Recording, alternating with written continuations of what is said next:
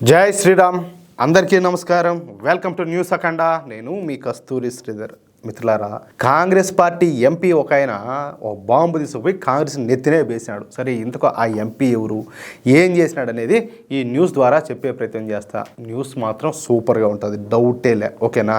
Congress party నిజానికి మన దేశానికి సంబంధించినటువంటి పార్టీ కానే కాదు. ఈ కాంగ్రెస్ పార్టీని బ్రిటిష్ వాళ్ళు ప్రారంభించారు. అది కూడా బ్రిటిష్ వాళ్ళు మన దేశాన్ని పరిపాలిస్తున్నటువంటి కాలంలో 1885లో ఈ కాంగ్రెస్ పార్టీని స్థాపించారనమాట. నిజానికి ఈ కాంగ్రెస్ పార్టీని అప్పట్లో మన దేశంలో జరుగుతున్నటువంటి స్వాతంత్ర్య ఉద్యమాలను అణిచివేయడానికి, మన భారతీయులను నమ్మించి మోసం చేయడానికే ఈ కాంగ్రెస్ పార్టీని బ్రిటిష్ వాళ్ళు స్థాపించారనమాట. అయితే అప్పట్లో ఈ కాంగ్రెస్ పార్టీలో మన నేతాజీ సుభాష్ చంద్రబోస్ చేరిన తర్వాత ఈ కాంగ్రెస్ పార్టీ తీరుతెన్నులు మొత్తం కూడా మారిపోయినాయి. అప్పటి నుంచి మన దేశ స్వాతంత్ర్యం కోసం ఈ కాంగ్రెస్ పార్టీ నాయకులు పనిచేయడం ప్రారంభించారు. చూడండి, అంటే అది స్టార్ట్ చేసిన ఉద్దేశం ఒకటి.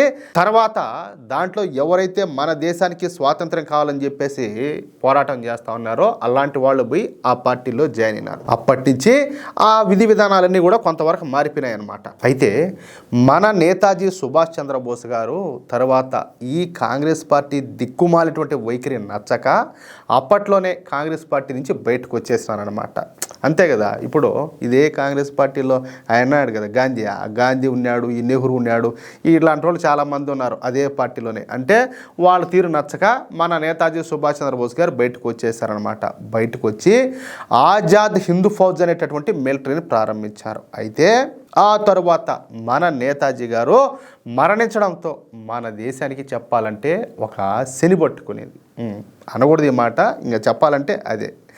మన నేతాజీ సుభాష్ చంద్రబోస్ గారు కాంగ్రెస్ నుంచి బయటికి వచ్చిన తర్వాత కాంగ్రెస్ పార్టీలో స్వాతంత్ర్యం కోసం పనిచేసేటటువంటి నికార్సైనటువంటి నేతలు కూడా సైలెంట్ అయిపోయినారు. ఇక రెండో ప్రపంచ యుద్ధంలో తీవ్రంగా నష్టపోయినటువంటి బ్రిటిష్ వాళ్ళు ఇక మన భారతదేశాన్ని పరిపాలించలేమని చెప్పి తెలుసుకొని మనకు స్వాతంత్రం ప్రకటించారు. చెప్పాలంటే దీని వెనక పోరాటం ఒకరిది కాదు, చాలామంది, ఎంతోమంది తమ ధనమాన ప్రాణాలను తృణప్రాయంగా అర్పిస్తే ఈరోజు మన దేశానికి స్వాతంత్రం వచ్చింది. ఈరోజు మనం స్వతంత్రంగా బ్రతకగలుగుతున్నాం. వాళ్ళలో మన నేతాజీ సుభాష్ చంద్రబోస్ గారు కావచ్చు, భగత్ సింగ్ గారు కావచ్చు, అల్లూరి సీతారామరాజు కావచ్చు, ఒక్కరు కాదు, చెప్పుకుంటూ పోతే కొన్ని వేల మంది, కొన్ని లక్షలాది మంది ఇలాంటి వాళ్ళంతా కూడా. అసలు కొంతమంది పేర్లు అయితే చరిత్రలో భూతత్వం పెట్టి ఎతికినా కూడా కనపడవు. అసలు అలాంటి వాళ్ళు కొంతమంది ఉన్నారు, కొంతమంది కాదు కొన్ని వేల మంది ఉన్నారు. అసలు వాళ్ళు దేనికోసం పోరాటం చేశారో, వాళ్ళు ఎవరో, వాళ్ళు ఏంటో కూడా వాళ్ళ వివరాలు కూడా తెలియదు. అలాంటి వాళ్ళు ఎంతోమంది ఏది మన దేశ స్వాతంత్రం కోసం పోరాడిన వాళ్ళు. అర్థమవుతుందా? సరే, మన దేశానికి స్వాతంత్రం వచ్చిన తర్వాత మన కర్మగాలి ఈ జవహర్లాల్ నెహ్రూ మన దేశానికి ప్రధానిగా ఎన్నికైనాడు. ఈయన గారిని ప్రధానిగా ఎన్నుకోవడంలో ఈ గాంధీ ఉన్నాడు కదా, ఆయన ప్రముఖ పాత్ర అయితే పోషించినాడు. చూడండి, అంటే ఇప్పుడు నేను ఒక మాట చెప్తాయా, బ్రిటిష్ వాళ్ళను తరిమేసి మన దేశానికి స్వాతంత్రం సంపాదించుకోవాలని చెప్పేసి ఎంతోమంది త్యాగాలు చేశారు. వాళ్ళు చేసిన త్యాగాలు మనం మాటల్లో కూడా వర్ణించలేము. అంతటి త్యాగాలు అయితే చేశారు. తీరా స్వాతంత్రం వచ్చిన తర్వాత ఈ గాంధీ చేసిన పనికి, ఈ లంగా పనికి ఈయన ప్రధాని అయినాడు. ఎవరు? ఒక అసమర్థుడైనటువంటి జవహర్లాల్ నెహ్రూ ప్రధానమంత్రి అయినాడు. అంటే చూడండి, ఇంతమంది త్యాగం ఒక కుటుంబం కోసమా? ఆలోచించండి. చూడండి, ఇంకా న్యూస్ చూడండి ఒకసారి, మీకే అర్థమవుతుంది. నిజానికి అప్పట్లో మన ఉక్కు మనిషి అయినటువంటి సర్దార్ వల్లభాయ్ పటేల్ గారు ప్రధాని కనుక అయి ఉంటే మన దేశం పరిస్థితి మరోలాగా ఉండేదన్నమాట. సరే, మన అదృష్టం బాగాలేక నెహ్రూ ప్రధానమంత్రి అయి కూర్చున్నాడు. ఇక అప్పటి నుంచి నెహ్రూ తర్వాత ఆయన కూతురు ఇందిరాగాంధీ, ఆ తర్వాత వచ్చేసి ఆమె కొడుకు రాజీవ్ గాంధీ, ఆ తర్వాత ఆయన భార్య అయినటువంటి సోనియా గాంధీ వెనకుండి మన్మోహన్ సింగ్ను ముందు పెట్టి ఆవిడ 10 ఏళ్ళు పరిపాలించింది. తర్వాత ఇప్పుడు కొత్తగా ఈ రాహుల్ గాంధీ, ఆయన సోదరైనటువంటి ప్రియాంక గాంధీలు వచ్చి పడినారు. అంటే ఈ దరిద్రం మన దేశాన్ని ఇప్పుడైనా కూడా విడిచిపెట్టేటట్టు కనపడ్డాలి. చెప్పాలంటే వీళ్ళను నెత్తిన పెట్టుకొని ఊరేగేవాళ్ళు బానిసలు మన దేశంలో చాలా మందే ఉన్నారు, కోట్ల మంది ఉన్నారు. అదే నేను చెప్పేది, కొన్ని లక్షలాది మంది త్యాగం ఇది ఈ కుటుంబం కోసమా, వీళ్ళ కుటుంబం కోసమా, వీళ్ళ కుటుంబాన్ని మన నెత్తిన పెట్టుకొని ఊరేగడం కోసమా ఇంతమంది ప్రాణత్యాగం చేసింది, ఇంతమంది త్యాగాలు చేసింది. నోటితో చెప్పలేను, అలాంటి త్యాగాలు చేసిన వాళ్ళు కూడా ఉన్నారు. ఏం మాట్లాడాలి అంటే వీళ్ళ కోసమా, ఈ అసమర్థుల కోసమా వాళ్ళు ఇన్ని త్యాగాలు చేసి స్వాతంత్రాన్ని సంపాదించి పెట్టింది మనకు? ఆలోచించండి ఒకసారి. ఇది ఈ విధంగా ఉంటే ఇప్పుడు కాంగ్రెస్ పార్టీ ఎంపీ ఒక ఆయన ఈ కాంగ్రెస్ పార్టీ పైన ఒక పెద్ద బాంబే పేల్చాడు. కాంగ్రెస్ పార్టీలో ఉన్నటువంటి కుటుంబ రాజకీయాల గురించి నిలదీశాడు. ఆయనే కాంగ్రెస్ పార్టీ సీనియర్ నాయకుడైనటువంటి శశి థరూర్ అన్నమాట. ఎవరు? శశి థరూర్ గారు.